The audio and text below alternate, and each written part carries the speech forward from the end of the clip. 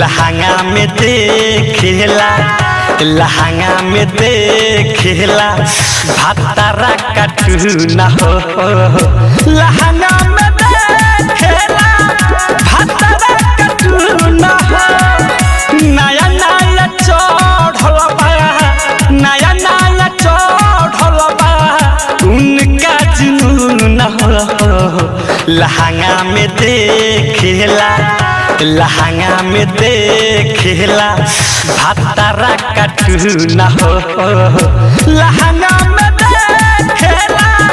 भातारा कटना हो। डीजे मनीष रक्सौल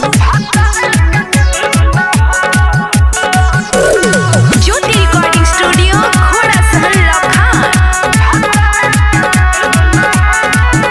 रहे दिल में सारा ढाकी उड़ी से पकड़ा उड़ी से पकड़ा सखी रे मन जगो मिलल ना मारादा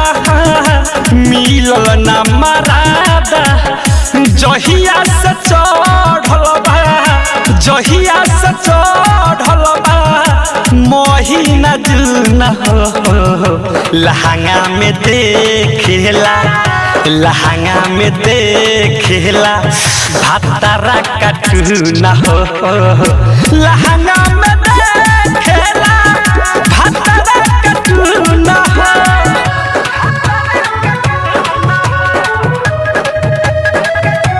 म्यूजिक बाय मंटू मनी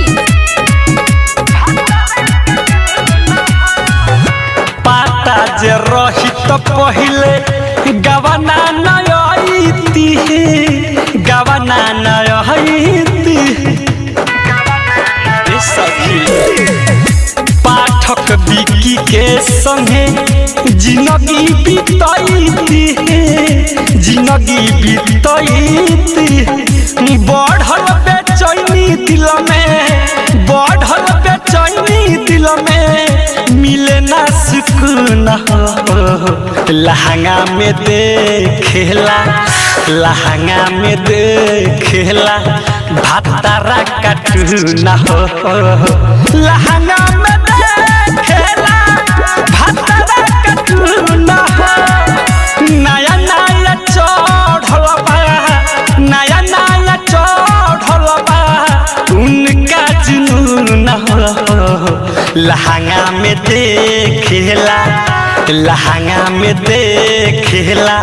भातारा कटना हो लहंगा